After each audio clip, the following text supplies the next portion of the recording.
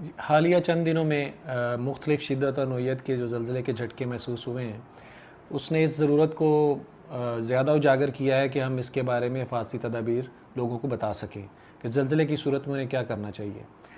ज़लज़ले की सूरत में अगर आप किसी बिल्डिंग में मौजूद हैं तो बिल्डिंग के अंदर रहें। एलिवेटर, लिफ्ट या सीढ़ियों का इस्तेमाल करके बाहर निकलने की हरगिज़ कोशिश ना करें। जब ज़लज़ले के झटके आ रहे हों तो आप बिल्डिंग के अंदर किसी फर्नीचर, मजबूत चीज़ के नीचे पनाह लें, अपने आप को गिरने वाली चीज़ों से बचाएं ताकि आपको चोट ना लग सके। अगर आप बिस्तर पर या बेड पर लेटे हुए हैं तो फ़ौरन उल्टे लेट जाएं और अपने गर्दन और सर को तकिए या कंबल की मदद से महफूज करें ताकि आप चोटों से बच सकें। अगर आप किसी गाड़ी, कार में ड्राइव कर रहे हैं और सड़क पर हैं तो फ़ौरन गाड़ी को रोक दें, अपनी सीट बेल्ट को बांधे रखें।